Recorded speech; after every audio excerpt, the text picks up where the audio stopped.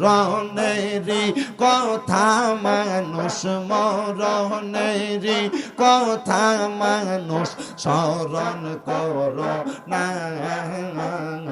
আজরাইল আসিলে রে মন কফিয়ত চলবে না জনে কেউ বায়াবার মান সম্মানে কেউ বড় হয় দনে জনে কেউ বায়াবার মান সম্মানে আমরা পাগল নবীর প্রেমে মুহাম্মাদিয়া রাসূলুল্লাহ আল্লাহুম্মা সাল্লি আলা আর কু সাউন্ড দেন মাওলানা মুহাম্মদ ওয়ালা আলি সাইয়্যিদিনা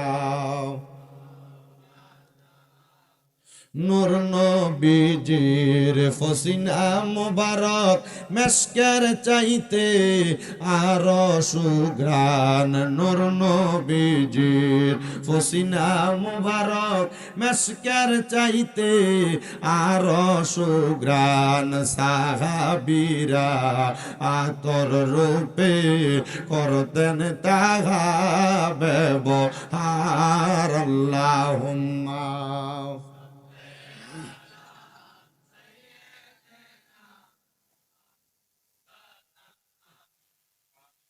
وعلى آل سيدنا محمد ذکر لا إله لا إله لا إله إلا الله لا إله لا إله إلا الله لا إله لا إله لا إله حسبي ربي جل الله فورن ما في قلبي غير الله نور محمد صلى الله نور محمد لا إله إلا الله لا إله لا إله لا غير নামাজ রোজা সাইরো না কেউ মা বাবার খেদমত সাইরো না আমার নবীর দুরূদ বইল না আমার নবীর দুরূদ আমার নবীজি তোমায় ভুলবে না লা ইলাহা লা ইলাহা লা গায়রে অনেক দূরে মদিনা আমরা কেমনে যাব জানি না দয়াল আল্লাহ দয়া করেন দয়াল আল্লাহ রান পুরান মনের ভাষণা লা ইলাহা লা যিকর লা ইলাহা লা ইলাহা ইল্লাল্লাহু মুহাম্মাদুর রাসূলুল্লাহ সাল্লাল্লাহু আলাইহি ওয়াসাল্লাম। আসুন জীবনের গুনার কথা স্মরণ করে চক্ষুটা বন্ধ করে মুহাব্বতে আমার আল্লাহ তাআলার ইসমে জাতের জিকিরের মধ্যে মশগুল হয়ে যায়। আমার অলিতলা এলাকার ভাই বাবারা, অলিতলা এলাকার পর্দার অন্তরালের মা বোনেরা, আজকে যে পাটোয়ারি বাড়িতে জান্নাতের বাগানে মাহফিল সাজানো হয়েছে, মরহুম শফিকুল ইসলাম পাটোয়ারি দুনিয়ার জমিনের মধ্যে নাই। একদিন তোমরা থাকবা না রে ভাই বাবারা।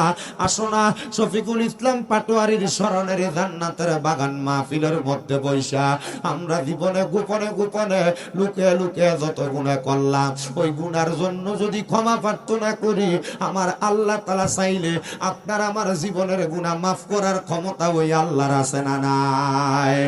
এই আমার অলিতলা এলাকার ভাই বাবারা, বন্ধুরা রে, হে আমার পর্দার অন্তরালের মা বোন বোনেরা, শুধু আমার আল্লাহ তাআলা ক্ষমা করেন না, আল্লাহর কোন বান্দা যদি জীবনের গুনার জন্য আমার আল্লাহ তাআলার কাছে নিজেকে লজ্জিত করে, নিজেকে ইখলাসের সাথে একনিষ্ঠতার সাথে আমার আল্লাহ তাআলার কাছে বান্দাকে সুপর্দ করে দেয়, আল্লাহ তাআলা জানিয়ে দেয়, বান্দা তুমি যখন তোমার জবান দ্বারা আমি আল্লাহকে আল্লাহ বলে ডাক দিয়া আমি আল্লাহ তাআলার শুকরগুজার করো, আমি আল্লাহ তাআলা ওই বান্দাটারে একটা দুইটা নিয়ামত প্রদান করি না। নবী গো, আমার আল্লাহ তাআলা কয়টা নিয়ামত আর কি কি নিয়ামত দান করে আপনি বলেন না? নবী আমার বলেন, উম্মত রে, হে উম্মতের দলেরা, এক নাম্বার আল্লাহ তাআলার কোন বান্দা যখন দুনিয়াতে থাইকা আমি আল্লাহ তাআলার প্রশংসা করে শুকরিয়া আদায় করে, আমার আল্লাহ তাআলা ওই বান্দার হায়াত বাড়ায়া দেয়। মুসলমান, দুনিয়াতে বাঁচার জন্য আমরা কত চেষ্টা করি, মুসলমান বাঁচার জন্য কত বড় হসপিটালে ভর্তি হয়, আইসিইউর মধ্যে ভর্তি হইয়া অক্সিজেন মাস্ক লাগাইলে কমপক্ষে 10,000 টাকা দৈনিক 24 ঘন্টার বিল দেওয়া লাগে। আমার আল্লাহ এত দয়ার আল্লাহ রে, দুনিয়ার মুসলমান, আমার আল্লাহ এত মায়ার আল্লাহ, দয়া কইরা মায়া কইরা আল্লাহ বলে ডাকার কারণে আল্লাহ কিন্তু আপনার আমার হায়াতটাকে বৃদ্ধি করে দেয়, আল্লাহ কিন্তু আপনার আমার হায়াতটাকে বাড়ায়া দেয়। জীবনের গুনাহ মাফ করানোর আশায়, হায়াত বৃদ্ধি করার আশায় আমরা যদি আল্লাহ তাআলার শুকরিয়া আদায় করি, আল্লাহ যদি আমাদের হায়াত বাড়ায়া দেয়, আপনারা বলেন আমরা বেশি বেশি করে ওই মাওলার স্মরণ করার দরকার আছে না নাই? শুধু আমার আল্লাহ হায়াত বাড়ায়া দেয় না রে, আল্লাহর কোন বান্দা যদি অভাব অনটনের মধ্যে পইরা আমার আল্লাহর কাছে রিজিকের কামনা করে, আল্লাহ তাআলা ওই বান্দাটার উত্তম রিজিক প্রদান করে দেয়। শুধু উত্তম রিজিক প্রদান করে না, বান্দা যদি কঠিন কোন মুসিবতের মধ্যে পড়ে আমার আল্লাহর স্মরণ করে, আমার আল্লাহ তাআলা ওই বান্দাটার কঠিন মুসিবত থেকে উদ্ধার করে দেয়। 4 নাম্বার, ওই বান্দা যদি দুনিয়াতে কোন রোগের মধ্যে আক্রান্ত হইয়া আমার আল্লাহ তাআলাকে একনিষ্ঠতার সাথে ইখলাসের সাথে ডাকে, আমার আল্লাহ তাআলা ওই বান্দার কঠিন রোগ বিমারকে শিফা দান করে দেয়। 5 নাম্বার, ওই বান্দা আমার আল্লাহ তাআলারে আল্লাহ বলে ডাকার কারণে আমার আল্লাহ তাআলা ওই বান্দাটারে ঈমানটাকে বৃদ্ধি করে দেয়। শুধু ঈমান বৃদ্ধি করে দেয় না, ওই বান্দারে ঈমানের সাথে মরণ দান করে দেয়। আর আল্লাহর কোন বান্দা যখন আমার আল্লাহকে আল্লাহ বলে ডাক দেয় রে মুসলমান, আমার আল্লাহ তাআলার ওই বান্দার ইন্তেকালের পরে আমার আল্লাহ তাআলা বান্দার কবরটারে সুসজ্জিত সুন্দর করে দেয়, আলোকিত করে দেয়, মানে বান্দার কবরের মধ্যে নূরের আলোর ব্যবস্থা করে দেয়। শুধু এই জায়গার মধ্যে ক্ষান্ত না, আমার আল্লাহ তাআলার ওই বান্দাটা কবরে যখন যায়, রহমতের 3 জন ফেরেশতা ওই বান্দার কবরে জান্নাতি বিছানার ব্যবস্থা করে দেয়। শুধু জান্নাতি বিছানার ব্যবস্থা করে দেয় না, ওই বান্দার কবরের মধ্যে যাওয়ার পর মুনকার নাকির বান্দার কবরের মধ্যে কোনো সওয়াল জবাব করে না। কারণ কি জানো? কারণ বান্দা আল্লাহওয়ালা হওয়ার কারণে, জবান দ্বারা মাওলার কোরআনের তেলাওয়াত করার কারণে, মাওলার স্মরণ করার কারণে ওই মাওলা বান্দাটারে কোনো সওয়াল জবাবের সম্মুখীন করে না। কারণ বান্দা ফেরেশতাদের সওয়াল জবাবের কারণে বান্দা ভীত সাদৃশ্য হয়ে যাবে। শুধু এই জায়গার মধ্যে ক্ষান্ত না, আমার আল্লাহ তাআলার বান্দা যখন কবরের মধ্যে যায়, ওই বান্দা কবরে যাওয়ার পরে, কবরের মধ্যে যাওয়ার পরে হাসরের ময়দানে মানুষগুলা যখন আফসোস করবে, হাহাকার করবে, ওই সময় বান্দা আল্লাহ তাআলার পেয়ারা হাবিবের লাওয়ায়ে হামদের পতাকার নিচে জায়গা পেয়ে যাবে।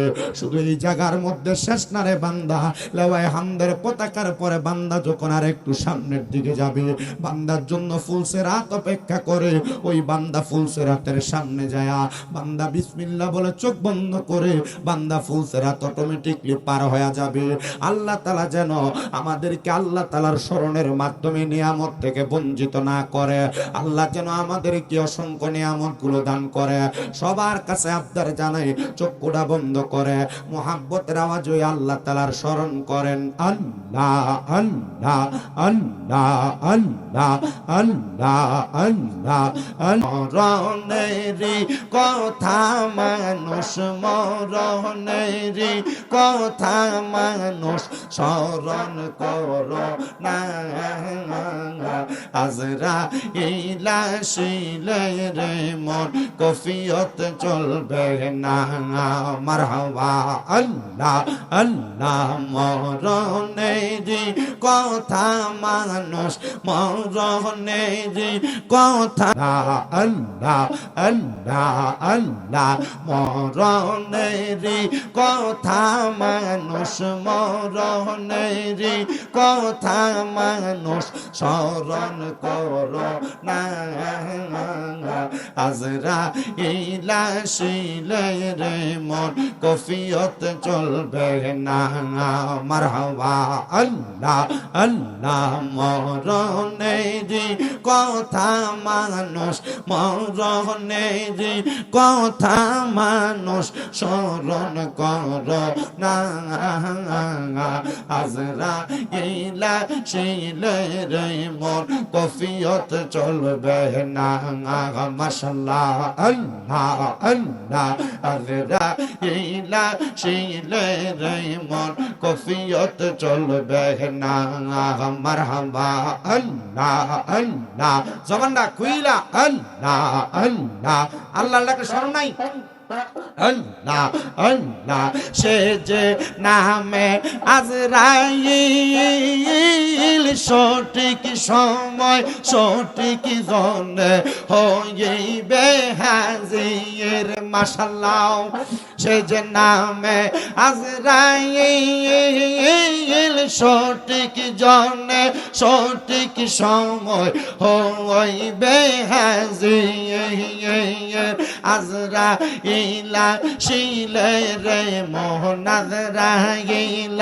শিলে রে মন কফিয়ত চলবে না মরণেরি কথা মানুষ স্মরণ করো না মাশাআল্লাহ আল্লাহ আল্লাহ আল্লাহ আল্লাহ আল্লাহ আল্লাহ আল্লাহ আল্লাহ আমার অন্তর কাঁপে ডরে রে আমি মইরা গেলে মাটি দিও আমার মুর্শিদের দরবারে মাশাআল্লাহ আল্লাহ আল্লাহ আমার অন্তর কাঁপে ডরে গো আমি মইরা গেলে মাটি দিও আমার মুর্শিদের দরবারে মাশাআল্লাহ আল্লাহ আল্লাহ মুর্শিদ চরণ অমূল্য দান মুর্শিদ চরণ অমূল্য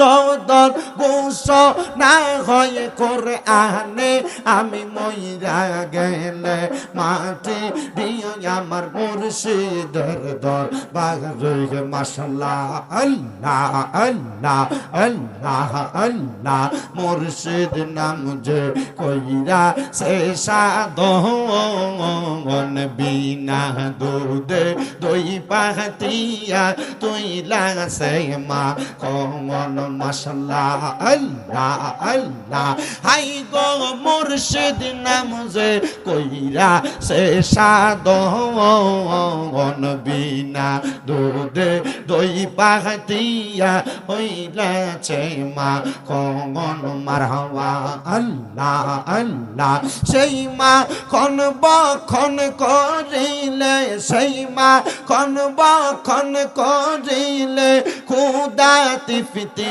থাকে না শ্লোকা রে বা নাইলার কানসা সোনায়াম্বার মুর্শিদ গুণ মনে গোলোহা রে বা নাইলার কানসা সোনা মাশাআল্লাহ আল্লাহ আল্লাহ আল্লাহ মুর্শিদ নামের মালা যে পর সে গো লাগাই সেই মালা গো লাই পহরিয়া যাই যদি মোরা কাবাঙাই মাশাআল্লাহ আল্লাহ আল্লাহ হাই রে মুর্শিদ নামের মালা যে পর সে গো লাগাই সেই মালা পহরিয়া সেই জন যাই যদি মোরা কাবাঙাই মারহাবা আল্লাহ আল্লাহ আল্লাহ রাসূল দেখ দেখতে পাবে সেজন আল্লাহ রাসূল দেখতে পাবে সেজন গো মাশাআল্লাহ আল্লাহ রাসূল দেখতে পাবে সেজন থাকবে না আর প্রেম জাহানো রে বা নাইলার কানসা সোনা আমার মুর্শিদ গুণ মনি কই আমার মুর্শিদ পরশ মনি গুণ রে বা নাইলার কানসা সোনা মাশাআল্লাহ আল্লাহ আল্লাহ আল্লাহ আল্লাহ আল্লাহ প্রেম বাগানে ফুটলো আজব ফুল সেই ফুলে মুহাম্মদ রাসূল মাশাআল্লাহ প্রেম বাগানে ফুটলো আজব ফুল সেই ফুলে মুহাম্মদ রাসূল মাশাআল্লাহ আল্লাহ নবীর প্রেমে সদাই থাকে যে মশগুল সেই ফুল আমরার প্রাণের মুর্শিদ যার যার পীর হুজুর সেই ফুল আমরার প্রাণের মুর্শিদ যার যার পীর হুজুর মাশাআল্লাহ আল্লাহ আল্লাহ লা ইলাহা ইল্লাল্লাহ মুহাম্মাদুর রাসূলুল্লাহ সাল্লাল্লাহু আলাইহি ওয়াসাল্লাম জবান বন্ধ নাই মুহাব্বতের আওয়াজে উচ্চ কণ্ঠে জোরে পড়েন আলহামদুলিল্লাহ মুআজ্জিজ সদরে মুহতারাম আজকে খুশবাস কাদিরিয়া গাউসিয়া দরগা শরীফের পীর সাহেব কেবলার শুভাগমন মরহুম শফিকুল আলম পাটোয়ারি সাহেবের 12তম উফাত দিবস উপলক্ষে ওয়াজ ও দোয়ার মাহফিলের সম্মানিত সভাপতি জনাব কামরুল হাসান টুটুল মেম্বার সাহেব, সম্মানিত সহসভাপতি জনাব হাজি সাহেব আলী সাহেব অলিতলা, প্রধান অতিথি জনাব শামীমুল ইসলাম সাহেব, বিশেষ অতিথি জনাব ফারুক আহমদ ইলাসপুর এবং মাহফিলে তকরির করেছেন তোফাজ্জল হোসেন আবিদি, হযরত মাওলানা হুসাইন রেজা এনামুল হক সাহেব, হুসাইন আহমেদ আশিকি সাহেব, গোলাম মোহাম্মদ ফয়জুল্লাল কাদিরি সাহেব সহ অসংখ্য ওলামায়ে কেরাম, তরুণ আলেমে দ্বীন হুজুর কেবলার খলিফা বিন্দু বিশেষ করে দোয়া কামনা করেছেন। পীরজাদা হাফেজ নেয়ামুল আরিফিন চিশতি, পীরজাদা মুখতারুল আরিফিন হাসতি সহ আজকের জান্নাতের বাগানের আয়োজক ইন্তেজামিয়া কমিটি, আমার সামনে বসে থাকা মাইকের আওয়াজ যত দূর পর্যন্ত যায়, দাড়ি পাকা মুরব্বী বাবা, যুবক নওজোয়ান ভাই, ছোট ছোট মাসুম বাচ্চা, পর্দার অন্তরালের মা বোনেরা, মহান আল্লাহ তাআলা আজকের জান্নাতের বাগানে আমাদের সবাইকে আসার বসার তৌফিক দান করেছেন। সেই মহান রবের শুকর গুজার করে মুহাব্বতের আওয়াজে সবাই এক বাক্যে উচ্চ কণ্ঠে পড়েন আলহামদুলিল্লাহ। আপনারা বলেন আল্লাহ তাআলা আমাদেরকে আজকের জান্নাতের বাগানে আসার বসার যে তৌফিকটা দান করেছেন, আমরা সবাই কি খুশি না বেজার? মুহাব্বতে কন্যা খুশি না বেজার? আমরা যেহেতু সবাই খুশি, আপনারা একটু আমারে আরেকটু খুশি করেন। যদি এটা করেন মনে করব যে আমারে মায়া করছেন, আমার প্রতি একটু আপনারা ইহসান করছেন। এই মায়াটা হইল আপনারা তো কষ্ট করে বসছেন, এই কষ্ট করে বসার মধ্যে আমার কয়েকটা প্রশ্নের জবাব আপনারা দিবেন। এর মধ্যে 1 নাম্বার প্রশ্নের জবাব আপনারা বলেন, আমরা কি মাহফিলে দুনিয়ার কাউকে খুশি করার জন্য আসছি না মহান আল্লাহকে খুশি করার জন্য আসছি? আল্লাহকে খুশি করার জন্য যারা কাজ করে এরা হলো দুনিয়া এবং আখেরাত দুইটা রাস্তাকে সহজ করার জন্য কাজ করে। এই জন্য আমি আমার ভাই বাবা, মুরব্বী বাবা, পর্দার অন্তরালের মা বোনেরা সবার কাছে বলবো, আমরা দান করি একমাত্র আল্লাহর জন্য করব, নামাজ পড়ি একমাত্র আল্লাহর জন্য করব, রোজা রাখি একমাত্র আল্লাহর জন্য করব। বলে হুজুর কেন? কারণ ওই আল্লাহ পাক রাব্বুল আলামিনের একটা নাম রহমান, একটা নাম রহিম। এই রহমান এবং রহিম নামগুলার খাতিরে আল্লাহ তাআলা বান্দারে মায়া করে, বান্দারে দয়া করে। জোরে কোন সুবহানাল্লাহ। তো কেমন ভাবে দয়া করে, কেমন ভাবে মায়া করে, আমি আপনাদের কাছে ছোট্ট একটা ঘটনা কই এরপরে আমি আমার ওয়াজটা শুরু করি। এর মধ্যে 1 নাম্বার মায়া আল্লাহ করে, আল্লাহর যখন বান্দা যখন আল্লাহকে খুশি করে আল্লাহ তাআলা তখন বান্দারে মায়া করে। কিন্তু আমার আল্লাহ তাআলা বান্দারে মায়া তো করে, এ মায়ার পাশাপাশি বান্দারে আল্লাহ তাআলা কখনো অধিক পরিমাণ সম্পদ দান করে, কখনো একবারে কম সম্পদ দান করে, কখনো বান্দাটারে আল্লাহ ধনী বানায়, কখনো বান্দাটারে আল্লাহ গরিব বানায় রাখে। এখন মনের ভিতরে প্রশ্ন, হুজুর আল্লাহ ধনীও বানায় গরিবও বানায় আবার মায়াও করে, বুঝতে পারলাম না। আল্লাহ তাআলার ঘোষণা, লা ইউকাল্লিফুল্লাহু নাফসান ইল্লা উসআহা।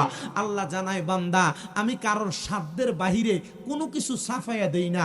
আমার সাধ্যে যা আছে আমি তা পামু, সাধ্যের বাহিরে কোনো কিছু পাওয়ার মতো অবস্থা আমার ক্ষমতায় নাই।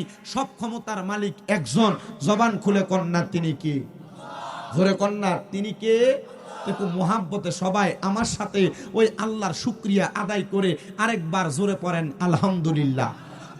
আমার আল্লাহ না চাইলে আপনি কি সম্পদের মালিক হইতে পারবেন? আমার আল্লাহ না চাইলে আপনি কি ধন দৌলতের মালিক হইতে পারবেন? আমার আল্লাহ না চাইলে আপনার কামাই কি রুজিতে কি বরকত হবে? আমার আল্লাহ না চাইলে আপনার কি রোগ মাফ হবে? আমার আল্লাহ না চাইলে কি আপনি দুনিয়ার কোনো রং তামাশা থেকে মুক্তি হইয়া জান্নাতের রাস্তায় যাইতে পারবেন? না। তো পারবেন না তো এটাই মনে আছে, তাহলে আমরা দুনিয়ার জীবনটা কাটাই কেমনে? পর্দার অন্তরালের বহু মা বোনেরা আছে যাদের স্বামীর ইনকাম কম, এদের মাথায় বড় টেনশন। আমার কি লেগে জানি আমার স্বামীর ইনকামে বরকত হয় না, কেন জানি আমার পরিবারে কামাই রুজি হয় না।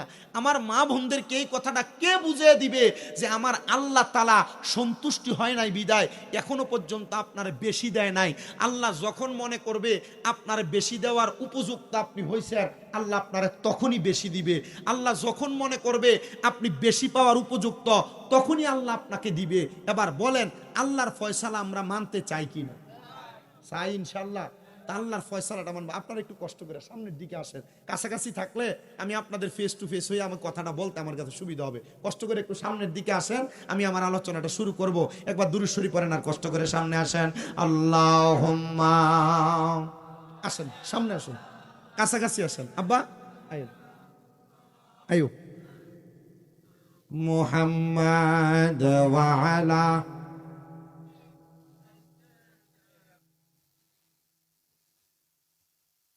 আরেকটু জবান খুলে মোহাব্বতের আওয়াজে পড়েন আল্লাহুম্মা।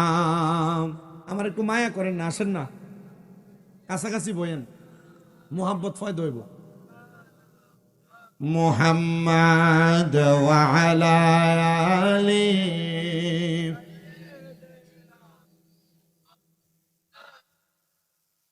জনম জনম যদি গাহি তোমার মহিমা গাওয়া শেষ হবে নাহি।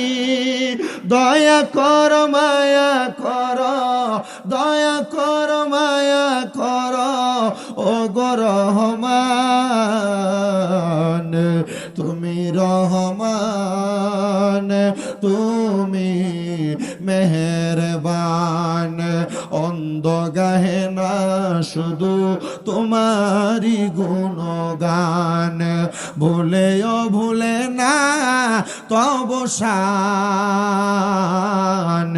তুমি রহমান, তুমি মেহেরবান। কখনো তোমাকে যদি বলি হেদায়াতের আলো দিয়ে নিও কাছে তুলি। দয়া কর মায়া কর, দয়া কর মায়া কর ও গো রহমান। তুমি রহমান, তুমি মেহেরবান। একটা জবানও বন্ধ রাখবেন না। আপনারা বলেন সকল ক্ষমতার মালিক একজন, তিনি কে? আমার প্রিয় মুসলমান বুজুর্গরা, ইসলামের মধ্যে একটা শব্দ আছে, যেই শব্দটার নাম হলো ইখলাস।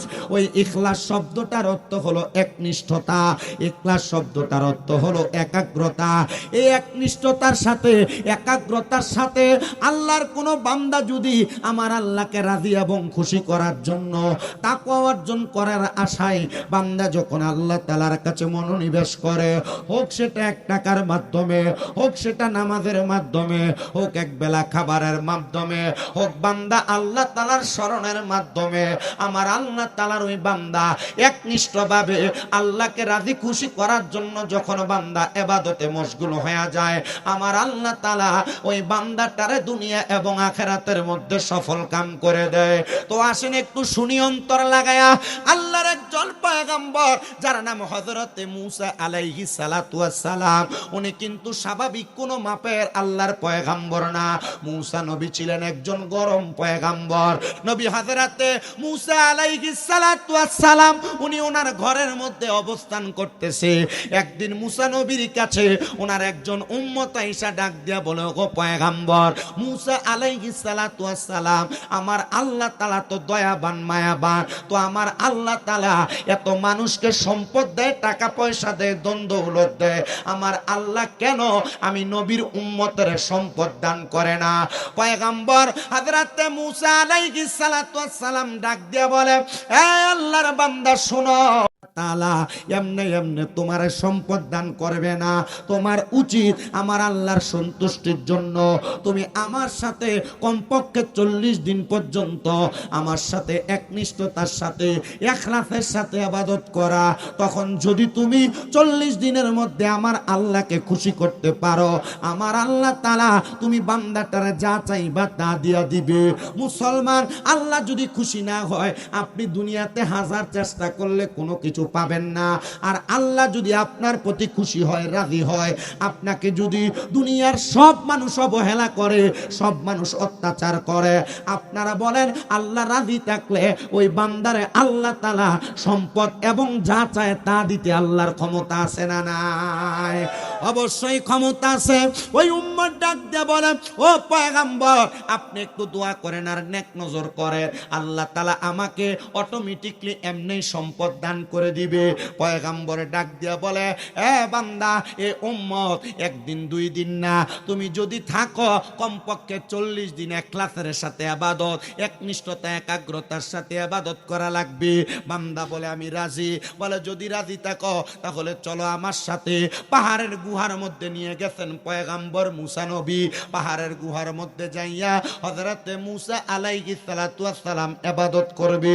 যাওয়ার পথিমধ্যে মূসা আলাইহিস সালাতু ওয়াস সালাম লক্ষ্য করে দেখতেছেন একজন আল্লাহর বান্দা তার পুরাটা দেহকে মাটির নিচে ঢুকে ঢুকে কান্নাকাটি করে।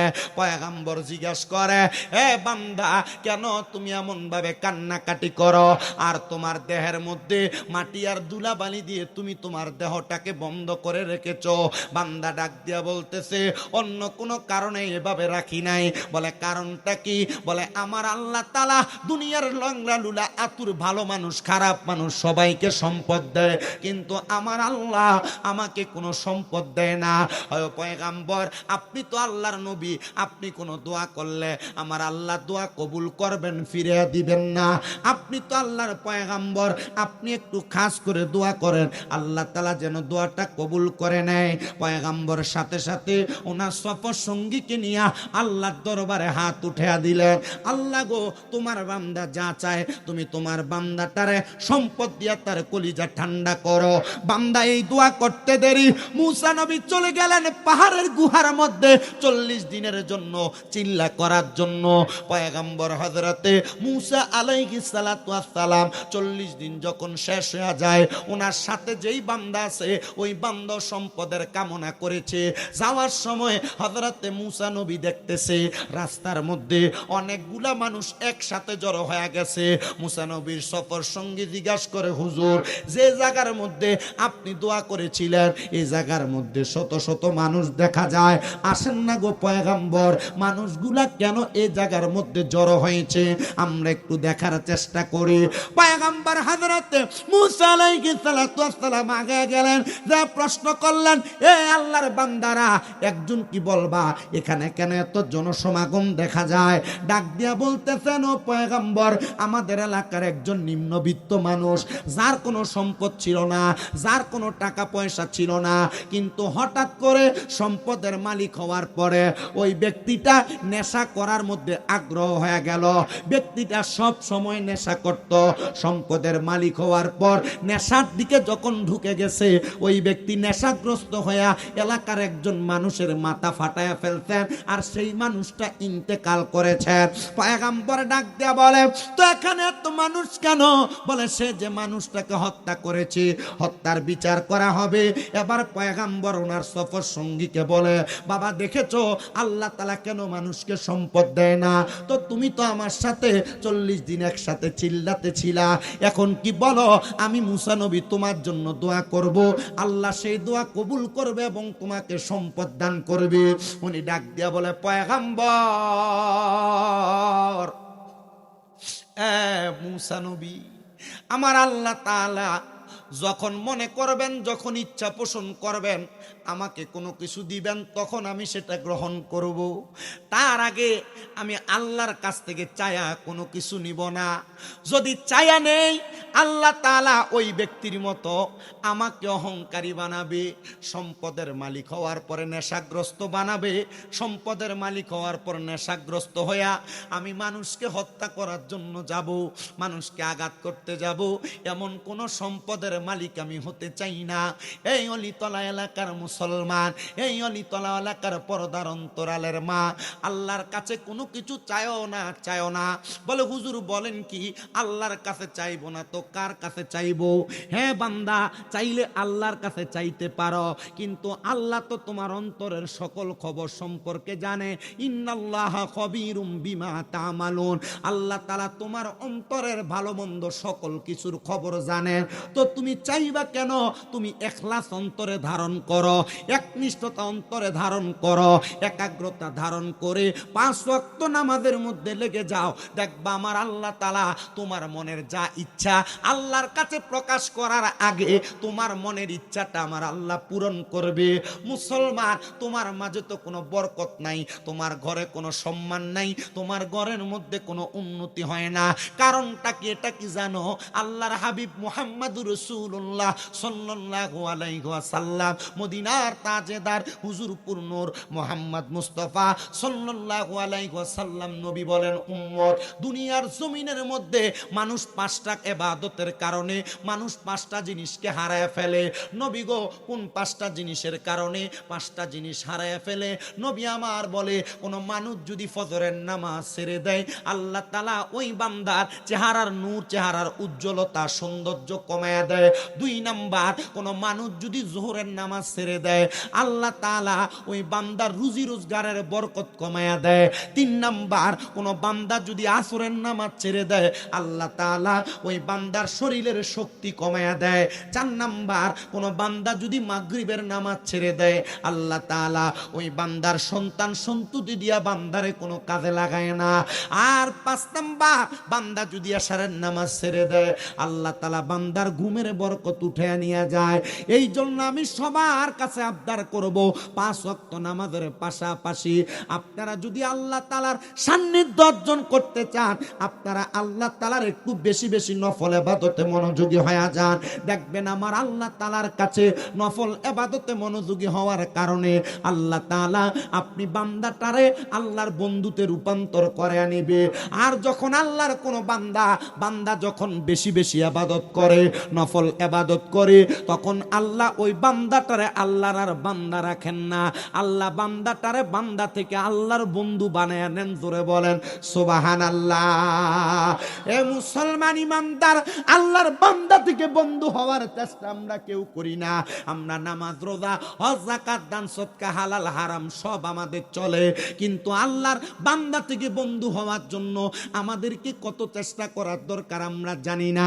আমি আমার পর্দার অন্তরালের যেই মা বোনেরা 5 ওয়াক্ত নামাজ আদায় করে, ফজরের নামাজের আগে তাহাজ্জুদ পড়ে, ফজরের পরে দুহার নামাজ, তাসতের নামাজ পড়ে, মাগরিবের পরে আওয়াবিন পড়ে, বেশি বেশি সালাতুল ইস্তিসকার নামাজ পড়ে।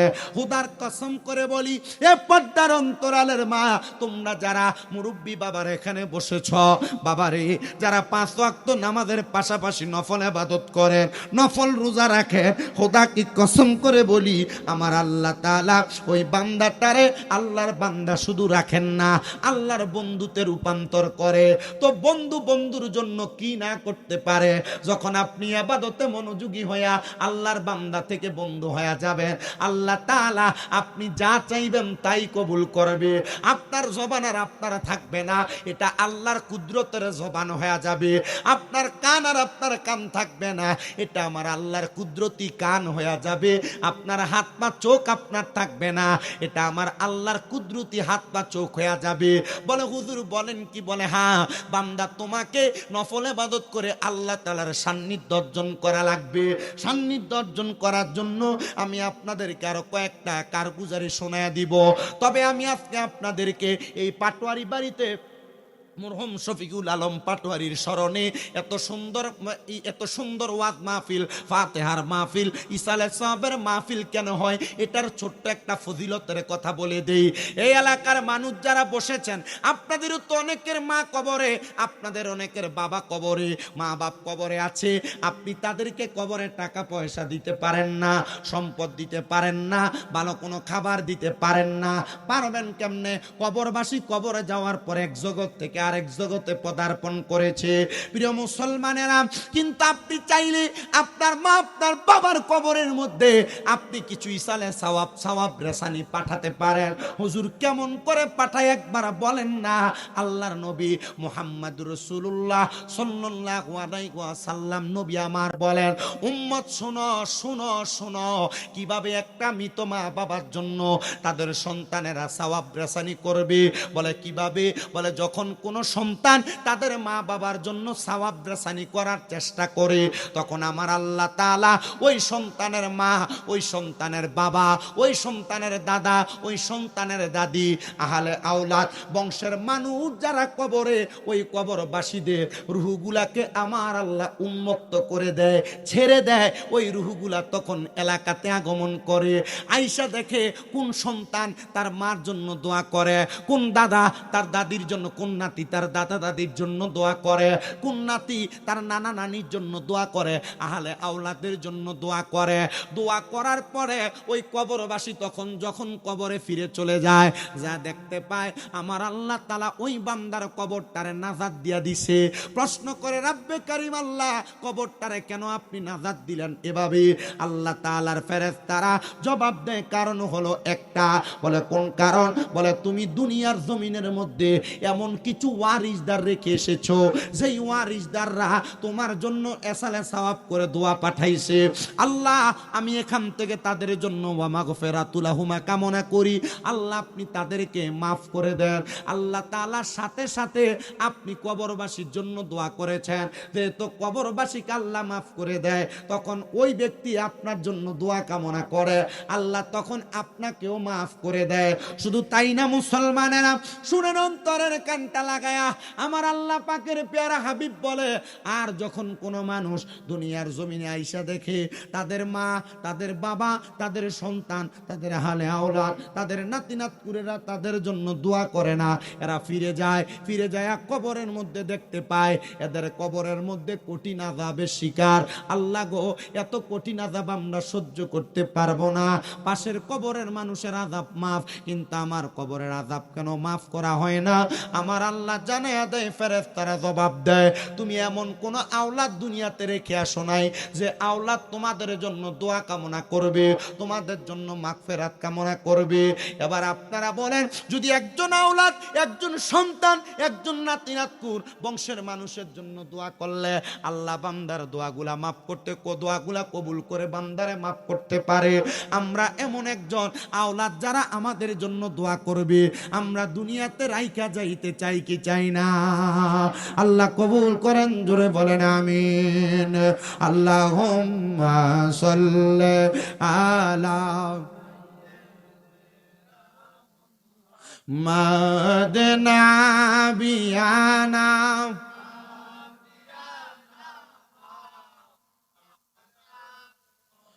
মাদাল্লাহুম্মা সাল্লি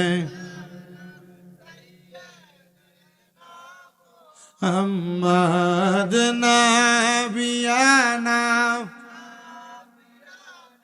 মাওলানা মাদ আমরা সবাই হাজির হইলাম দয়াল নবীর মাহফিলে, হায়রে দয়া করে কবুল করেন নূর নবীজি আমরা রে। আল্লাহুম্মা সাল্লি আলা মুহাম্মাদ নাবি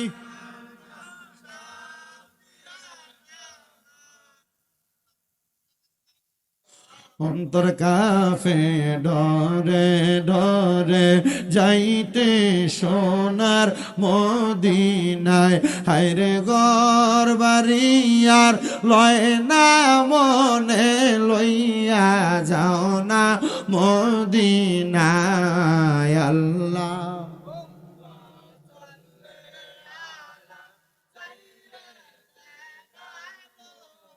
মাদনা বিয়ানা মাওলানা। এখন মনে প্রশ্ন, হুজুর এত দোয়া করি আল্লাহ তাআলা তো আমাদের দোয়াগুলা কবুল করে না। দোয়া যদি কবুল করত তাহলে আমার আল্লাহ তাআলা আমাদেরকে দুনিয়ার জমিনে সব দিক থেকে উপরে রাখতো। তো বাবা আল্লাহ দোয়া কবুল করবে কেমনে? আপনি তো দুনিয়াতে এমন কোনো কাজ করেন না যে কাজ করলে আল্লাহ দোয়া কবুল করবে। সুবহানাল্লাহ কোন বলে হুজুর তাহলে কি করব? তাহলে এমন কোনো কাজ করা লাগবে যে কাজের মাধ্যমে আল্লাহ তাআলা আমাদের দোয়াগুলা কবুল করবে। বলে হুজুর এমন কি কাজ? এমন এমন কিছু নেক কাজ করবা যেই নেক কাজের কারণে আল্লাহ তোমার দোয়া কবুল করবে। বলে এমন নেক কাজ কি যে নেক কাজের কারণে আল্লাহ তাআলা আমাদের দোয়া কবুল করবে? আল্লাহর খাস বুজুর্গ বান্দার জীবনী পড়তে যেয়ে দেখলাম কিছু নেক কাজ ওই বুজুর্গরা করেন, যে নেক কাজের কারণে আল্লাহ তাআলা তাদেরকে দুনিয়ার মহা বিপদ থেকে উদ্ধার করেন, দোয়াগুলা কবুল করেন। বলে কেমন করে কবুল করেন? আল্লাহর তিন বান্দা যারা দুনিয়ার জমিনের মধ্যে চলাফেরা করা অবস্থায় দুনিয়ার কর্মকাণ্ডগুলা করতেন, কিন্তু তাদের মাথার মধ্যে একটা জিনিস সব সময় থাকতো, কখন কোন মানুষের কোন ক্ষতি করা যায়। আচ্ছা বলেন, আপনি যদি দুনিয়ার কোনো মানুষের ক্ষতি করেন, আপনি ক্ষতি করার জন্য চেষ্টা করবেন, আল্লাহ তাআলা চাইলে আপনার ক্ষতিটাকে ঘুরাইয়া আবার আপনার উপরে ফেলাইতে পারে কি পারে না? তাহলে আমরা ওয়াদা করি কখনো আমরা কারোর কোনো ক্ষতি করব, কথা বলেন না, কখনো আমরা কারোর কোনো ক্ষতি করব। তো যারা মানুষের ক্ষতি করার চেষ্টা করে স্বয়ং আল্লাহ পাক রব্বুল আলামিন ওই মানুষগুলার ক্ষতি করে দেয়। বলে হুজুর কেমন করে? আরবি একটা প্রবাদ বাক্য, কামাত্তা দিনু তুদান, যেমন কর্ম তেমন ফল। ও বাবা শোনেন অন্তরের কান লাগায়া, ওই তিনজন বান্দা আগামীকালকে কার কোন ক্ষতি করবে তারা একসাথে বসে বসে মানুষের ক্ষতি করার জন্য তারা একসাথে পরামর্শ করতেন। তো যখন পরামর্শ করেন মানুষের ক্ষতির যন্ত্রণায় মানুষ বলেন তারা তিনজন আমাদেরকে এই ক্ষতি সাধন করাইতেছে, আসো কোন জায়গার মধ্যে বসে আমাদের ক্ষতির চেষ্টা করে, আমরা একটু তাদের ক্ষতি করার প্ল্যান করার পরামর্শ করার জায়গাটা দেখি। তো এলাকার মানুষ একদিন লক্ষ্য করে ঘুরতে ঘুরতে তাদের ক্ষতির প্ল্যান করার জায়গায় উপস্থিত হয়ে গেলেন। পরবর্তীতে তারা যেই প্ল্যান করে মানুষের ক্ষতি করার জন্য, যেই পরামর্শ করে মানুষের ক্ষতি করার জন্য, তারা তাদের ওই পরামর্শর অন্তর্ভুক্ত না হইয়া বিপরীতভাবে কাজ করে, তারা আর কোনো ক্ষতি করতে পারে না।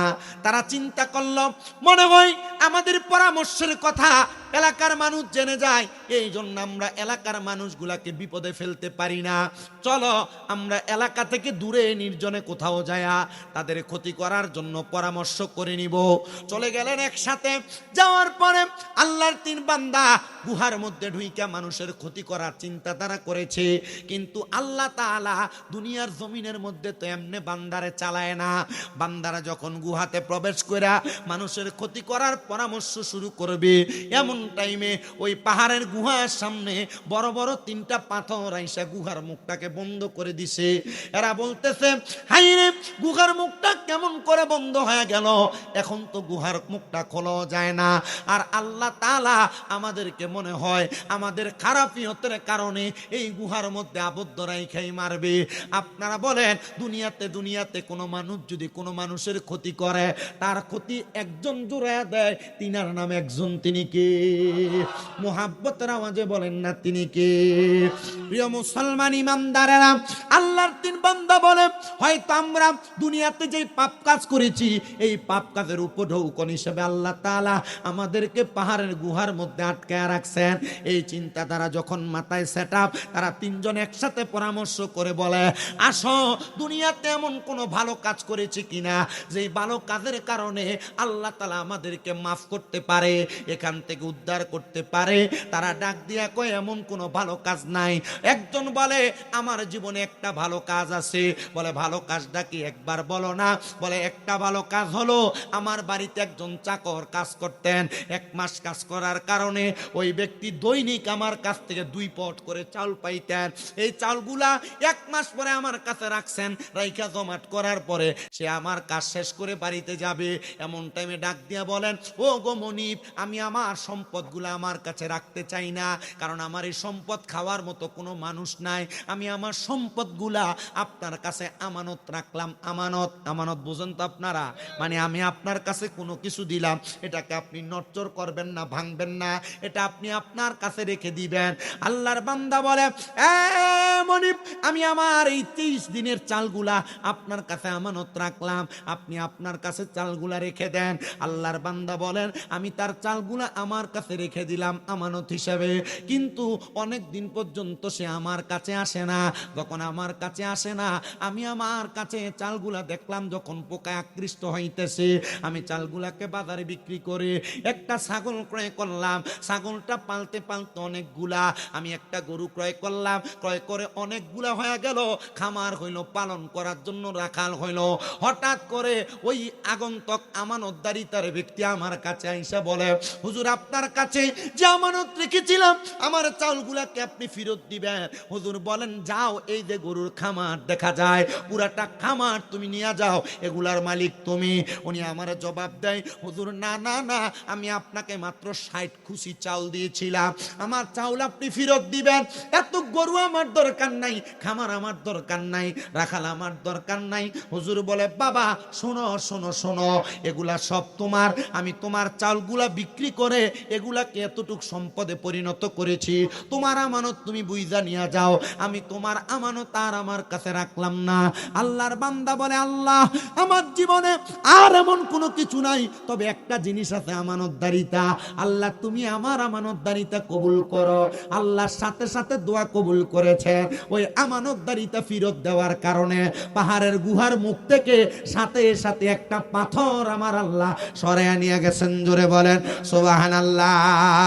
গফুর রহিম নামে তোমার আল্লাহ, ও আল্লাহ, ও বলো গফুর রহিম আল্লাহ, ও আল্লাহ, বলো রহিম রহমান নামে তোমার, ও আল্লাহ, তুমি পাহাড় বাইঙ্গা সাগর করো, আবার সাগর বইরা নগর করো গো। তুমি পাহাড় বাইঙ্গা সাগর করো, আবার সাগর বইরা নগর করো গো। তাই তো তুমি সবার বড়, তাই তো তুমি সবার বড়, ও গো খোদা দয়াময়, গফুর রহিম নামে তোমার আল্লাহ, ও আল্লাহ, ও বলো রহিম রহমান নামে তোমার আল্লাহ আল্লাহ ও বলো রউফ রহিম আল্লাহ ও আল্লাহ ও বলো গফুর রহিম।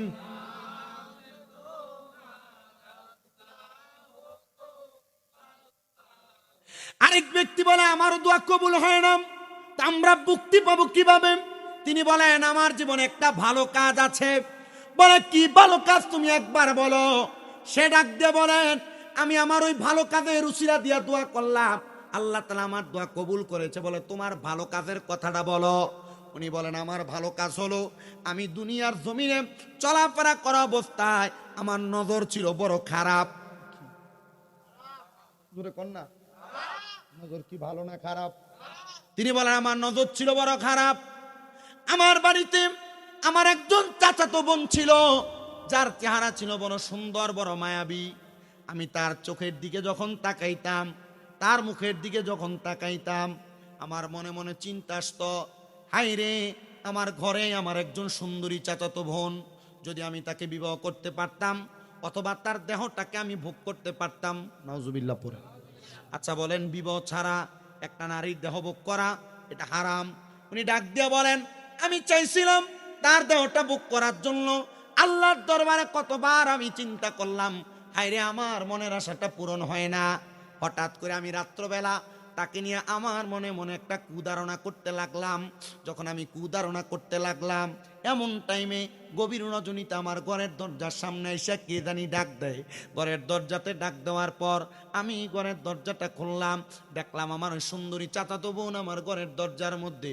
আমি প্রশ্ন করলাম কি গো আমার বোন, এত রাত্রে তো তুমি আমার ঘরে আসার কথা না, তুমি আমার ঘরের দরজায় কেন?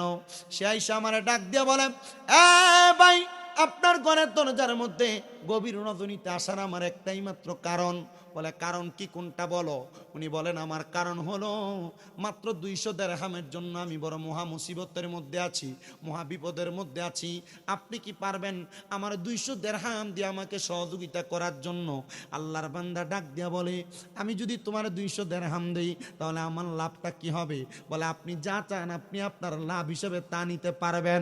সে ডাক দিয়া বলে আমি তোমাকে একটা শর্তের মাধ্যমে তোমাকে আমি 200 দিরহাম দিতে পারি। বলে হ্যাঁ ভাই আপনি বলেন কোন দুইটা শর্তের কারণে? একটা শর্তের কারণে আপনি আমার 200 দিরহাম দিবেন।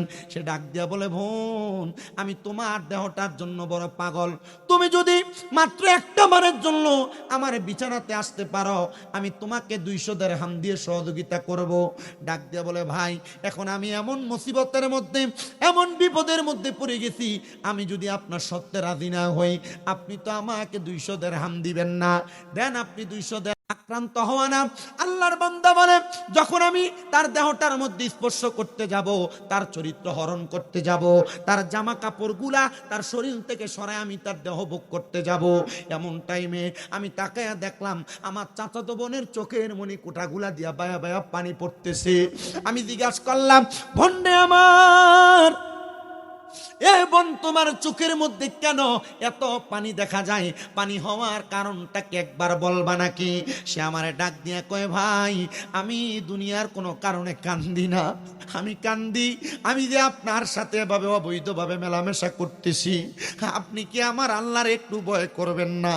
আপনি কি আমার আল্লাহর ভয় করে আমাকে আজকে ছেড়ে দিবেন না? আপনি কি আমার আল্লাহর ভয় করে আমাকে এখান থেকে মুক্তি দিবেন না? এমন পাপ কাজ করা থেকে আপনি আমারে দূরে রাখবেন না? ওই যুবক ডাক দেয়া বলে আমার চাচাতো বোনের চোখের পানি দেইকা সকন সে আমারে বলল আল্লাহরে ভয় করে তারে আমি ছেড়ে দেওয়ার জন্য আমি সাথে সাথে তাকে ছেড়ে দিয়েছি, আমি তার সঙ্গে অবৈধভাবে মেলামেশা করি নাই। আল্লাহ আমার জীবনে যদি কোনো ভালো কাজ থেকে থাকে এটাই আমার ভালো কাজ, আমি তোমার বই কইরা গুনার কাছ থেকে ফিরে আসছিলাম। আল্লাহ গো তুমি আমারে মাফ করে দাও। আমার আল্লাহ এমন ভাবে দোয়াটা কবুল করেছে, এমন ভাবে দোয়া কবুল করেছে, গুহার মুখের বাকি দুইটা পাথর তাইকা আল্লাহ এই দোয়া কবুল কইরা গুহার মুখের আরো একটা পাথর আমার আল্লাহ সরাইয়া দিছে। জোরে বলেন সুবহানাল্লাহ। আমার প্রিয় মুসলমানেরা আরেকটু মনোযোগ লাগান তো, পাথর তার একটা বাকি, যেটার কারণে তারা গুহার মুখ থেকে বের হতে পারতেছে না। আরেকজন বলে আমার দোয়া কবুল হয় না, তো আমি কি করব? আমি আবার আল্লাহর দরবারে আমার একটা দোয়া করলাম, যে দোয়ার কারণে আল্লাহ আমাদেরকে পাথরের গুহা থেকে বাঁচায় আনছে। এ বান্দা, তুমি কোন দোয়ার কারণে আল্লাহর দরবার থেকে মুক্তি পাইলা আর গুহা থেকে মুক্তি পাইলা? উনি ডাক দিয়া বলে, আমি দোয়া করতে লাগলাম, রব্বে কারিম আল্লাহ, আমার জীবনে এমন কোনো ভালো কাজ নাই, এমন কোনো ভালো আমল নাই, তবে একটা ভালো আমল আছে, একটা নেক আমল আছে। বলে নেক আমলটা কি? বলে আমি আমার জীবনে সবচাইতে বেশি গুরুত্ব আমার মাকে দিয়েছি। বলে কেমন করে তোমার মাকে গুরুত্ব দিলা? বলে আমার পরিবারের মধ্যে খাবারের যোগান দেওয়ার মতো একটাই মাত্র উটনি ছিল, একটাই মাত্র গাভী ছিল, কারো কারো বর্ণনায় একটাই মাত্র ছাগল অথবা বকরি ছিল, যেটার দুগ্ধ দোহন করে আমি আমার মারে আগে খাওয়াইতাম। আমার মারে খাওয়ানোর পরে আমি আমার স্ত্রী সন্তানকে খাওয়াইতাম, এরপর আমি নিজে ভক্ষণ করতাম। আল্লাহর বান্দা ডাক দিয়া বলে, আমি হঠাৎ করে একদিন বাড়িতে আসতে আমার অনেক দেরি হয়ে যায়। আমি আমার ঘরের মধ্যে যায়া আমার বকরিটার অথবা আমার উটনিটারে দুগ্ধ দহন করে ঘরে প্রবেশ করার সাথে সাথে দেখি আমার আম্মাজান ঘুমায় গেছি।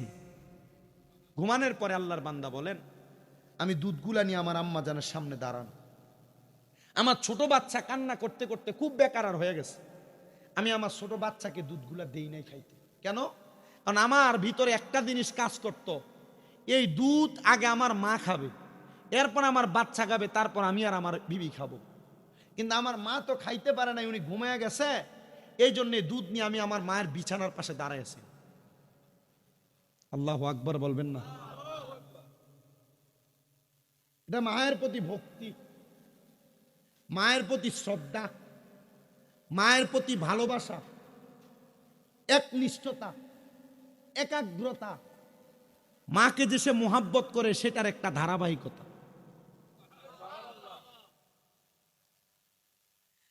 আল্লাহর বান্দা বলেন, আমার আম্মাজান গভীর রজনীতে ঘুম অবস্থায় হঠাৎ করে যখন ঘুম থেকে জাগ্রত হয়ে গেলেন, এমন টাইমে আমার মা আমারে ডাক দিয়া বলেন, সন্তান তুমি কি দুধ আহার করো নাই? মা না, তোমারে আহার করে আর তারপরে আমরা আহার করব।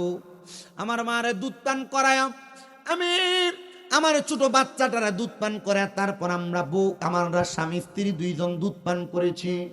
আল্লাহ গো, আমার জীবনে এমন কোনো নেক আমল নাই, তবে একটাই মাত্র নেক আমল, আমি আমার আম্মা জানকে গুরুত্ব দিয়েছি। আমার আম্মাকে খাওয়ানো ছাড়া আমি দুনিয়ার কাউরে আর খাওয়াই নাই। আল্লাহ গো, তুমি আমার দোয়াটা কবুল করে নাও। সাথে সাথে আমার আল্লাহ তাআলা তার দোয়াটা কবুল করে ফেলেছে, কারণ সে ব্যক্তি তার মারে বড় গুরুত্ব দিছে।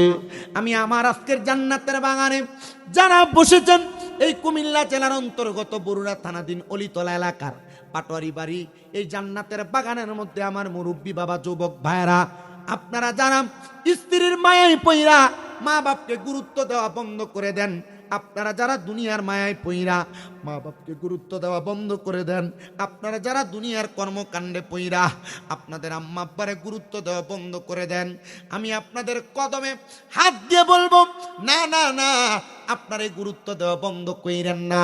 খোদার কসম করে বলি, আপনারা যতক্ষণ পর্যন্ত আপনাদের মা বাবার মতো দুইটা নিয়ামতকে গুরুত্ব দিবেন, আল্লাহ তাআলা আপনাদেরকে দুনিয়া এবং আখিরাতের মধ্যে আপনাদেরকে প্রশান্তি আর প্রশান্তি দান করবে। জোরে সরে পড়েন সুবহানাল্লাহ।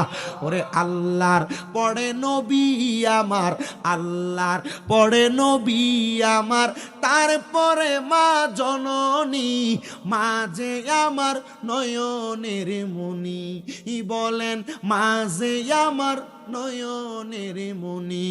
বলেন আল্লাহর পড়ে নবী আমার, আল্লাহর পড়ে নবী আমার, তারপরে মা জননী, মাঝে আমার নয়নের মনি। বলেন মাঝে আমার।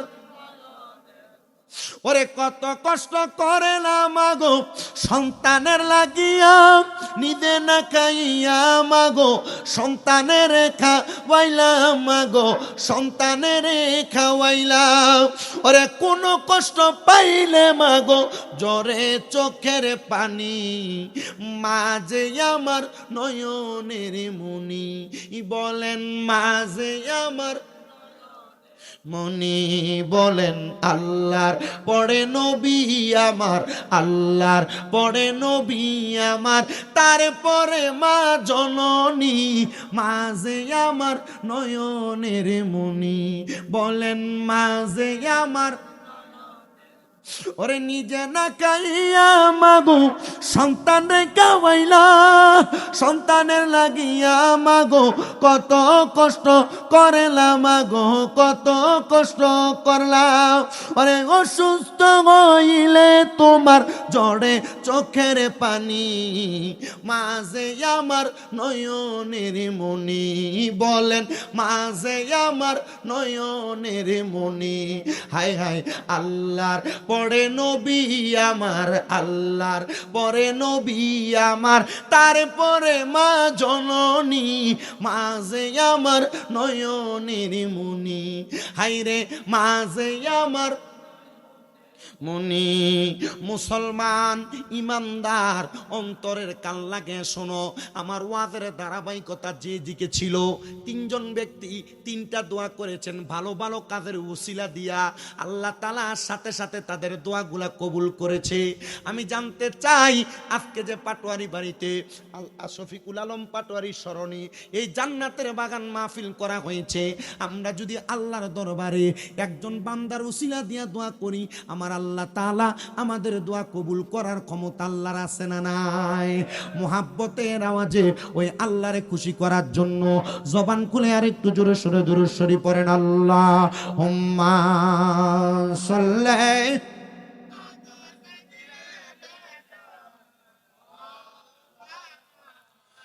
মুহাম্মাদ ওয়া আলা আলি সাইয়্যিদিনা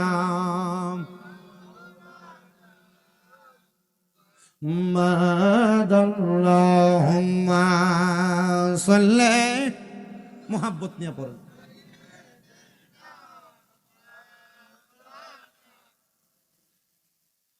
ওয়া আলা আলি সাইয়্যিদ,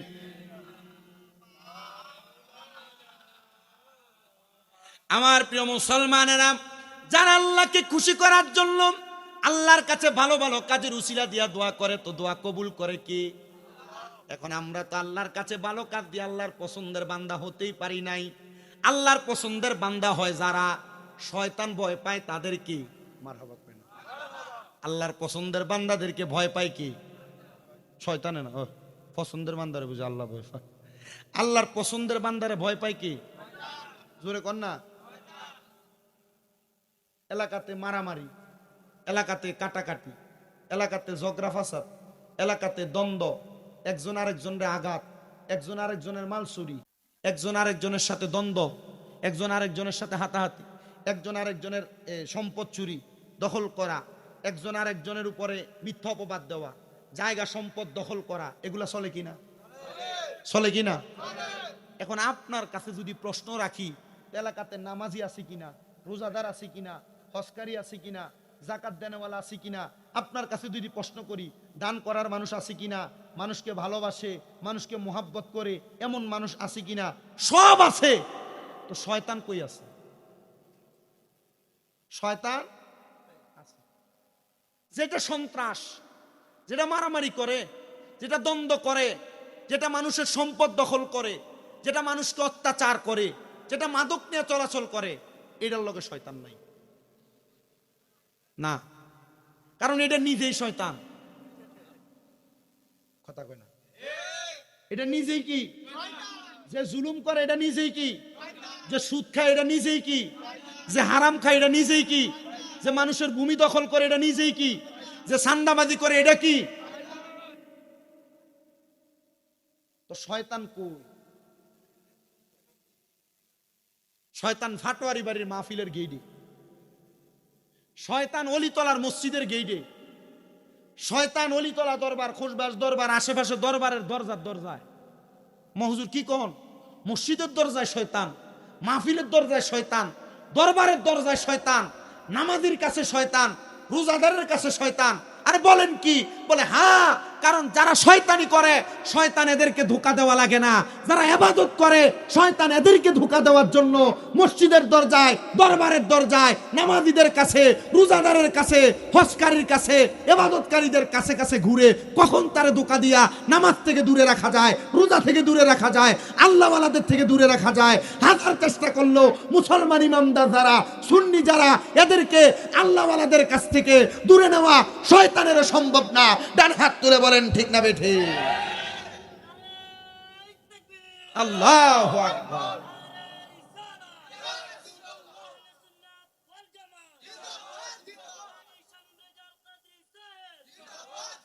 এতদিন পর্যন্ত সুন্নিদের মাজারগুলা ভাঙ্গা মনে করছে যে আমরা মাজারে যাওয়া বন্ধ করবো, আমরা ডরে যাইতাম না। কথা কয় না? এতদিন পর্যন্ত সুন্নিদের মাজারগুলারে ভাঙ্গা এরা মনে করছে যে সুন্নিরা একটা মাজার ভাঙলে এরপরে আর মাজারের কাছেও যাইতো না। কিন্তু না, এরা ঈমান আরো তাজা করছে, মাজারের দিকে যায়, আল্লাহর ওলিরে তাজিম করে, আল্লাহর ওলিকে সম্মান করে। তবে সুন্নিদের আকীদা এটা নয় মাজারের কাছে চায়, সুন্নিদের আকীদা এটা নয় যে মাজারওয়ালাকে সেজদা দেয়, সুন্নিদের আকীদা আল্লাহকে সেজদা দেয়, মাজারওয়ালাকে ওসিলা করে দোয়া করে। কিন্তু যারা এগুলা ভাঙছে এরা এদের তকদির নিয়ে, এদের চিন্তাধারা নিয়ে ভাঙছে। তবে আমরা একটা কথা বলতে চাই, ভাঙছে ঠিক, আল্লাহর ধরা শক্ত ধরা, আল্লাহ যখন ধরবে পাও ফসবে, হাত ফসবে, এরা এদের মতো কাজ করে বেড়াইছে। তবে একটা কথা আমরা স্পষ্টভাবে বলতে পারি, যারা মাজার ভাঙছে এরা ভালো কাজ করে নাই। তবে যেই যেই মাজারগুলো ভাঙছে এই মাজারের খাদেমগুলো ভালো কাম করে নাই। বলে হুজুর কেন? কারণ এরা মাজারের টেহা খাইছে আর ফেটকারে বড় বানাইছে, এরা মাজারের গরু ছাগল খাইছে আর নিজের বাড়ি বিল্ডিং বানাইছে, এরা মাজারের টেহা খাইছে, মাজারের গরু ছাগল ভক্ত মুরিদানের টেহা খাইছে, আর মাজারের আশেপাশে কোনো মাদ্রাসা করে নাই, নিজের পকেট বাড়ি করছে, বিদেশ যায় ঘুরছে। খোদার কসম, মাজারগুলার সাথে যদি এক একটা করে মাদ্রাসা থাকতো, আর মাদ্রাসায় 300-400 পোলাপান থাকতো, যে ফকিন্নির ফুতাইতে মাজার ভাঙতে আসছিল এরা যদি লাড়ি লিয়ে ধরে নিত পোলাপাইন গুলা টোয়াইয়া পাওয়া যায় লইলে। তবে আমরার দেবিদ্দারের এমপি হাসনাত আব্দুল্লাহ একটা আশা দিছে যে মাজারের উপর কেউ আক্রমণ করবে আর ভাঙবে, উনি এটা দেখা নিবে আর বিচার করবে। আল্লাহ তাআলা জানে উনার এই কথার কতটুকু কার্য সম্পাদন হবে। যদি উনি এই কথা বইলা বাস্তবায়ন করে ভবিষ্যতে কেউ মাজারের প্রতি আক্রোশ রোপণ করলে উনি এটার বিচার করাবেন আর এটার ব্যবস্থা নিবেন। তাহলে আমরাও হাসনাত আব্দুল্লাহর কাছে এটা আবেদন করব, তো যারা ভাঙছে এগুলার ভিডিও ফুটেজের প্রমাণ আছে, এ ভাঙুন্নারের বিচারটা আগে করেন। ডান হাত তুলে বলেন ঠিক কিনা? আমরা কুমিল্লা জেলার বরুড়া থানার অলিতলা গ্রাম থেকে বাংলাদেশের প্রশাসন, বাংলাদেশের যারা প্রশাসনিক দায়িত্বে আছে তাদের কাছে একটা আবেদন জানাতে চাই, যারা পূর্বে মাজার ভেঙেছে এদের বিচার করেন, ভবিষ্যতে ভাঙার বিচার পরে করেন, আগে যারা করছে আগে এটার বিচার করেন। কথা কন না ঠিক কিনা? কারণ আমরা সুন্নিরা বিশ্বাস করি এই বাংলাদেশি ইসলাম আনছে আল্লাহর ওলিরা। যারা এই আল্লাহর ওলিদের মাজার নিয়ে বাজে মন্তব্য করে এটা এদের খাসিয়ত, এটা এদের ভিতরে অন্তরে চিন্তাধারা। সুফি তত্ত্বের কারখানাগুলা ভাঙ্গা দিয়া এরা মনে করছে যে আল্লাহর ওলিদের ব্যাপারে এরা চিন্তাধারা যদি এভাবে করে মাজার ভেঙে দেয়, মানুষ আল্লাহর ওলিদের কাছে যাবে না, আল্লাহর ওলিদের সোহবতে যাবে না। না, এই চিন্তাধারা ভুল ধারণা। আমরা সুন্নিরা জানি আমাদেরকে ইসলাম শিখাইছেন আল্লাহর ওলিগণ, আমাদেরকে লুঙ্গি, আমাদেরকে পরম থেকে ধুতি খুল্লা লুঙ্গি আর পায়জামা পরাইছেন আল্লাহর ওলিগণ। এদেরকে আমরা সম্মান করি, তাজিম করি, এদের প্রতি আমরা ইজ্জত রাখি। তবে এদেরকে নিয়ে যারা কুচ্ছা রটনা করে আমরা এদের সাথে সম্পর্ক রাখি? কথা কন না রাখি? আমি আপনাদেরকে যেই কথা বলতেছিলাম, আল্লাহর ওলি যারা, আল্লাহর পছন্দের বান্দা যারা, আল্লাহর নেককার বান্দা যারা, এই নেককার বান্দাদেরকে ভয় পায় কে? আল্লাহর নেককার বান্দাদেরকে শয়তানও ভয় পায়, আল্লাহর বুজুর্গ বান্দাদেরকে শয়তানও ভয় পায়, আল্লাহর নামাজি বান্দাকে শয়তান ভয় পায়, আল্লাহর রোজাদার বান্দাকে শয়তান ভয় পায়, আল্লাহর ফরেজগার বান্দা যারা, আল্লাহর ইবাদতে মনোযোগী যারা, এদেরকে ভয় পায় কি? একজন আল্লাহর বুজুর্গ আব্দুল্লাহ মারুফ রুসাফি রহমতুল্লাহ আলাইহি, উনি কখনো নামাজ কাজা করতেন না। ফজর ঠিক টাইম, জোহর ঠিক টাইম, আসর ঠিক টাইম, মাগরিব এশা ঠিক টাইম, কোনো কাজা করতেন, দেরি করতেন, অবহেলা করতেন। উনি যখন দেরি করতেন না, ওনাকে শয়তান অনেক ধোঁকা দেওয়ার চেষ্টা চালাইত। তো শয়তানের ধোঁকা থেকে আপনি বাইসা যাবেন, আপনি আমি এখনো এমন ইমানদার হইতে পারি না। আল্লাহর একজন খাস বুজুর্গ হযরতে জুনাইদ বাগদাদী রহমতুল্লাহ আলাইহি, নাম শোনেন নাই? উনি বলেন, আমি একদিন আসরের নামাজে প্রবেশ কইরা নামাজ শেষ করে বের হইছি, এমন টাইমে আমি দেখলাম একটা শয়তান থপাস করে উপর থেকে আমার সামনে পড়ছে। আল্লাহর ওলিরা শয়তান দেখার ক্ষমতা আসেনি? শুধু শয়তানই দেখে না, নবীও দেখে। চোখ বন্ধ করলে মুরাকাবা মুশাহাদায় আল্লাহর ওলিরা চাইলে নবী দেখাইতে পারে কিনা? এ ক্ষমতা আল্লাহর ওলিদের আছে কিনা? আল্লাহর বুজুর্গদের আছে কিনা? এ বিশ্বাস অন্তরে নিয়ে ওলির দরবারে যাই আর কিছু পাইবেন। আমরা তো যাই যে অমুক ফিসাবের দরবারে, অমুক ফিসাবের দরবারে খিচুড়িডার সিন্নিডার বিরিয়ানিটা খাইয়া ফ্যাটটা মুডা বানাই এরপরে নিজের মতো জায়গা। এর নিয়ত তো বালা নাই, ফাইব কর্তিকা কথা কয় না। এর নিয়তি বালা নাই, ফাইব কর্তিকা। হযরতে জুনায়েদ বাগদাদী রহমতুল্লাহ আলাইহি তিনি বলেন, আমি আসরের নামাজ পড়ে বের হইলাম, তা আমার সামনে একটা শয়তান ধপাস করে পড়ছে। আমি দেখলাম যে সে পইরা আর উঠতে পারতেছে না। আমি দিয়ে গেলাম, এই শয়তান, এভাবে যে পড়ে রইলা, উঠতে পারো না, কারণ কি? শয়তান বলে, জীবনে অনেক মানুষকে ধোঁকা দেওয়ার চেষ্টা করছি, কিন্তু এমন শক্ত তাকওয়াবান, এমন শক্ত ইখলাসওয়ালা কোন বান্দা আমার জীবনে দেখি নাই, যে বান্দা তোমার দোস্ত হযরত আব্দুল্লাহ মারুফ রুসাফি। জুনায়েদ বাগদাদী ক, আমার বন্ধুরে ধোঁকা দিবার লেগে গেছিলা? সম্ভব না, কারণ আমার বন্ধু আল্লাহর বুজুর্গ একজন বান্দা, আল্লাহকে খুশি করার জন্য অসংখ্য চেষ্টা করে। তো কেন গেছিলা ধোঁকা দিতে একটু বলো। বলো, তোমার বন্ধুর একটা খাসিয়ত, তোমার বন্ধু 5 ওয়াক্ত নামাজ সব সময় রেগুলার আদায় করে এবং কাজা করে না। তোমার বন্ধুর একটা স্বভাব, তিনি অজু করলে অজু করার পর একটা নেক আমল করে, যে আমলের কারণে আল্লাহ দোয়া কবুল করে। বলো, তো আজকে কোন দোয়ার কারণে তুমি এভাবে পড়লা? আজকে কোন দোয়ার কারণে এভাবে পড়লা? শয়তান ডাক দিয়া বলতেছেন, এ জুনায়েদ বাগদাদী, আপনাদের কি কষ্ট হইতেছে? আমার আর অল্প একটু সময় আপনাদের জন্য, যখন আছে যতটুকু আমি আর একটু করে যাই, করে গেলে আপনাদের কাছে ভালো লাগবে। আসলে আমি মাহফিল করতেছি ঠিক ওই ঈদের দিন থেকে আমার কয়েকজন ওস্তাদে কইছে, তুই কিটা, তুই ঈদের দিনও মাহফিল করতে যাই গেছ। এবছর ঈদের দিনও মাহফিল করছি। এটা আল্লাহ তাআলার একটা ফয়সালা। মাহফিল কমিটি আমারে ঈদের পরের দিন অনেক বছর ধরে চাইতেছে, 3 বছর 4 বছর পরে না পাওয়ার কারণে আমার বলছে যে, হুজুর ডেটটা আমাদেরকে আপনি 21 তারিখই দেন। আমি কই, যদি রোজা 30টা দেয় তো ঈদ আপনাদের ঈদের দিন মাহফিল পড়বো। হুজুর যাক, আমরা ঈদের দিনে করবো। এটা কোয়াতে তো ঈদের দিনে মাহফিল পড়ছে, যাওয়া লাগছে। এই একটা না পর্যন্ত চলতেছে। কালকে চলে যাব ওই বিজয়নগর, এরপরের দিন আবার হবিগঞ্জ, এভাবে রানিং চলবে কয়েকদিন। এটা মোটামুটি আল্লাহর ফয়সালা, এটা আল্লাহ ভালো জানে। আপনারা যারা এখানে বসছেন, আল্লাহ তাআলা আপনাদের আশা বসাকে যেন কবুল করে নেয়।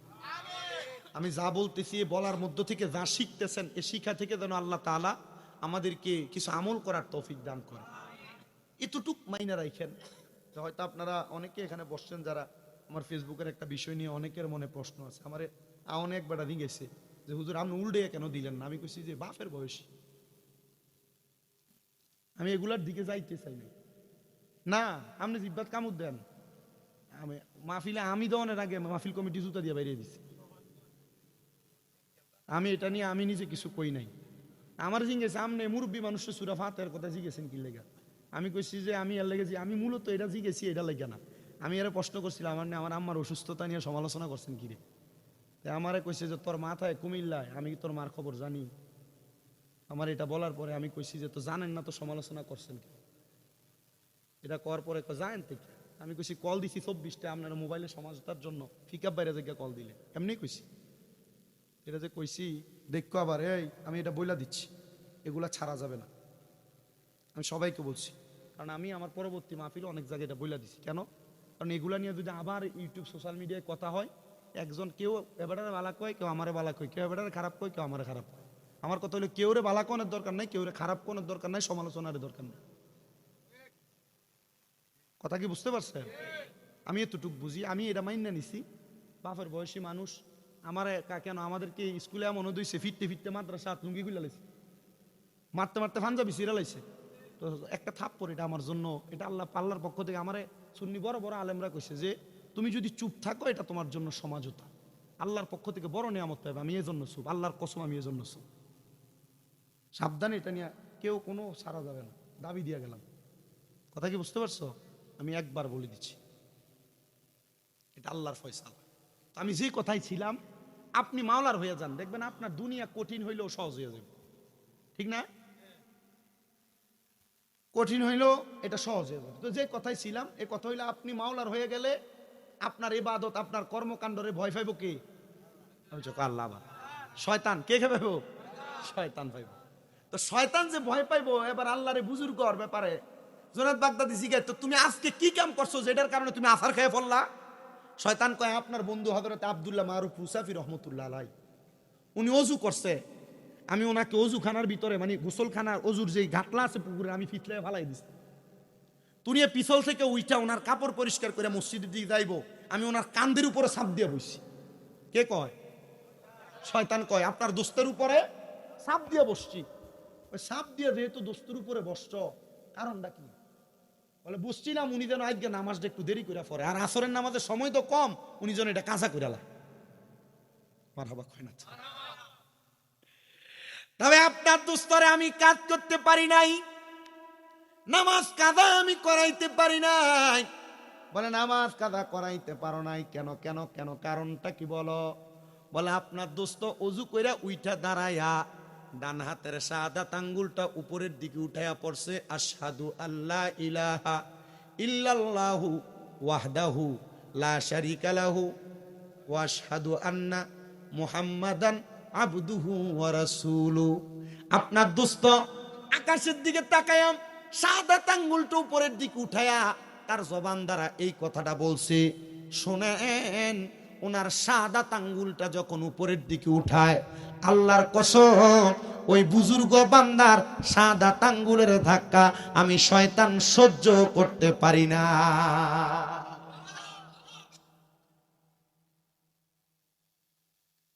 কোন আঙ্গুল?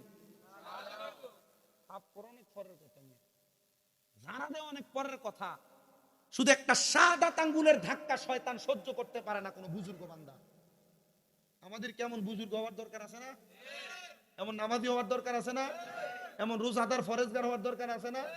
যতক্ষণ এমন না হতে পারবো, এতক্ষণ জান্নাতের আশা করা ভুল, বোকামি। কথা কয়।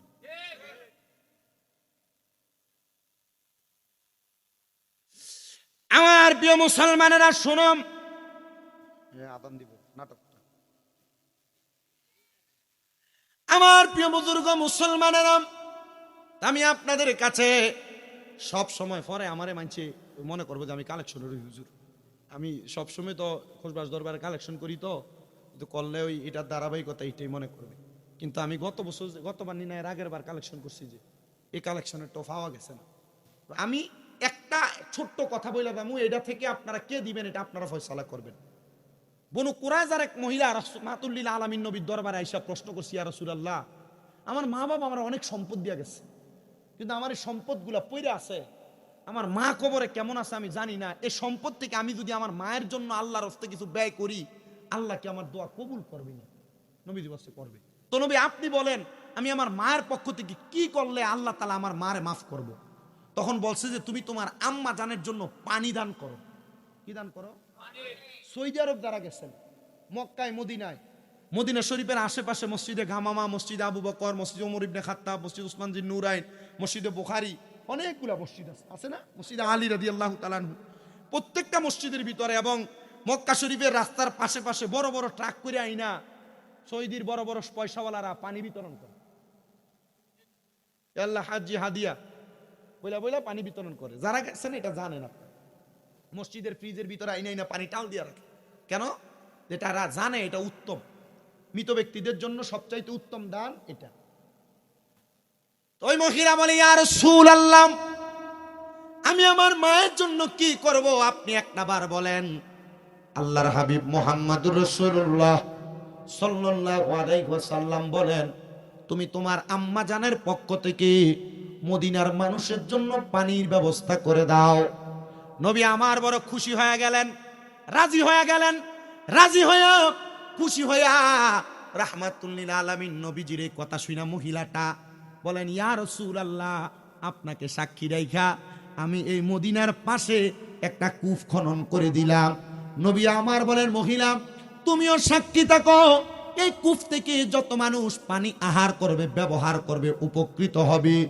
আমার আল্লাহ তাআলা এটার উসিলায় তোমার মাকে মাফ করে দিবে। এ পাটোয়ারি বাড়ির মাহফিল। পাটোয়ারি বাড়ি, এই বাড়িতে কার কার ঘর একটু হাত তুলবেন। পাটোয়ারি বাড়ির কে কে আছে? অলিতলার গ্রামের বাড়ি কার কার? অলিতলা গ্রামে বাড়ি কার কার? তো অলিতলা মাহফিল, আপনারা তো অলিতলার মানুষই হবেন, আলহামদুলিল্লাহ। হাত নামান। আমি আপনাদের মধ্য থেকে এমন কয়েকজন আল্লাহর বান্দা চাইবো যারা শুধু হাত উঠে বলবেন, হুজুর আমার মা নাই। ওই মহিলার মতো আল্লাহ যেন আমার মারে মাফ করে দেয়। হুজুর আমার বাবা নাই, আল্লাহ যেন ওই মহিলার মতো আমার বাবারে মাফ করে দেয়। হুজুর আমার মাও নাই, বাবাও নাই, আল্লাহ যেন আমার মা বাপরে মাফ করে দেয়। এক নম্বরে আমি 10,000 টাকা, হুজুর 10,000 না, আমি 5,000 টাকা